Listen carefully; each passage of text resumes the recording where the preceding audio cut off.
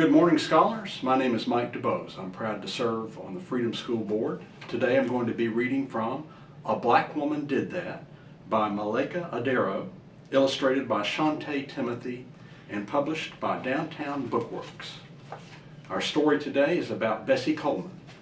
Bessie Coleman's family was picking cotton in the South to keep a roof overhead and food on the table when she came into the world in 1892. The desire to live a different kind of life bubbled up inside her despite the poverty in which she lived. She chose education as the path to a better life. Doing laundry and picking cotton with her mom in Texas, she saved what little money she made.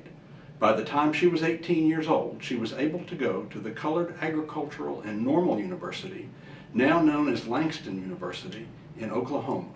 Her money ran out, though, after only one school term. She was forced to return home to Waxahachie, Texas for a while. 4 years later, Bessie moved to Chicago to live with two of her brothers. She went to beauty school and found work as a manicurist in the African-American barbershops in the city's South Side. The pay was good, and life in the city fueled a fire within her to do big things. After her brothers returned from World War I, they regaled her with stories of their time in Europe. They had been stationed in France, living among people who treated them more as equals and didn't burden them with the American-style racist attitudes. What they had to say, especially about the lifestyles of French women, touched a nerve in Bessie. She too wanted to live a life where she could be anything she wanted to be. The story goes that one day her brother John said, "You women ain't never going to fly, not like those women I saw in France." Well, Bessie was not one to be told, especially by her own brother, what she could and couldn't do. He'd given her the great idea that yes, she most certainly could, with the right instruction, fly a plane. Finding a school that would accept her, a black woman, turned out to be an obstacle until a friend named Robert Abbott, the publisher of the city's African-American newspaper, suggested that she go to France to pursue her studies. So she did. In 1920, Bessie sailed to France and found a flight school that accepted her. She got a break from the racial tensions in the United States and received the training she sought. By the time she returned home a year later, word had spread. A group of reporters were waiting at the harbor to greet her, the black woman licensed to fly a plane.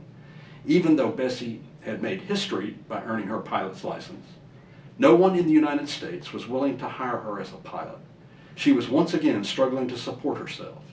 So she decided to make money by performing tricks in the air. She just had to learn how to do them first. Bessie returned to Europe for more instruction. This time, after she returned to New York in August 1922, she got right to work. She performed her first air show on September 3, 1922 at Curtis Field, near New York City, using a plane borrowed from inventor and aviator Glenn Curtiss. Shows there and in Memphis and Chicago wowed audiences. She took a job flying advertisements in California.